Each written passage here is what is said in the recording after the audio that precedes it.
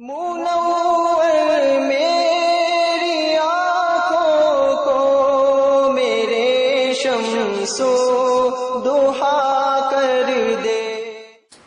So this attribute, al-wujud, is the main attribute contested by atheists, and what they forward in today's day and age to counter the attribute of wujud, the existence of Allah subhanahu wa ta'ala, is a theory which they have formulated in the 1800s known as the theory of evolution.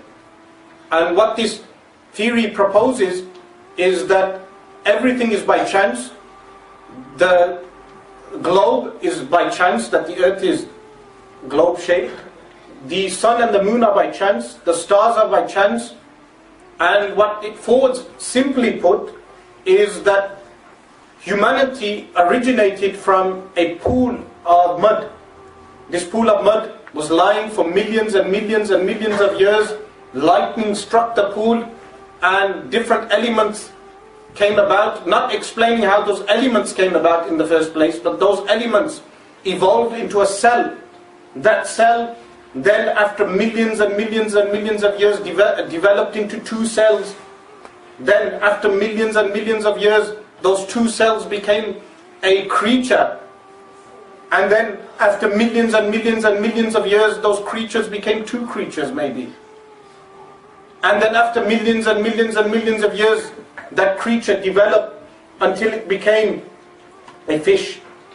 Then that fish one day, after millions and millions and millions of years, decided to try out the land, to get out of the pool of mud, and attempted to get onto the land. So the first fish that attempted came out of the pool and landed on the ground and died.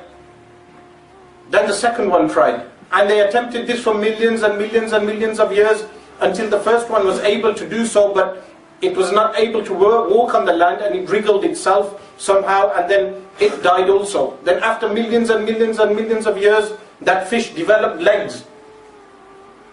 After trying for millions of times, jumping onto the land, then that fish developed legs.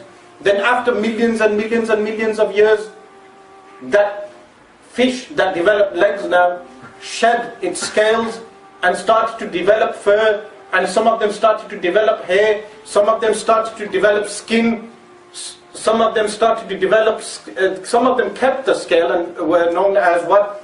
As reptiles. So after millions and millions and millions of years, all these creatures became different, distinct creatures.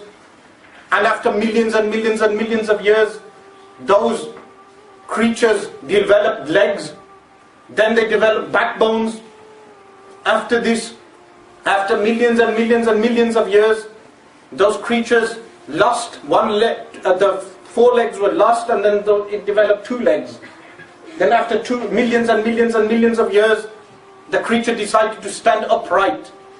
But before it stood upright, prior to these millions and millions of years, it developed hands by which it was able to swing off trees, developed thumbs, and then this theory forwarded is known as the theory of evolution.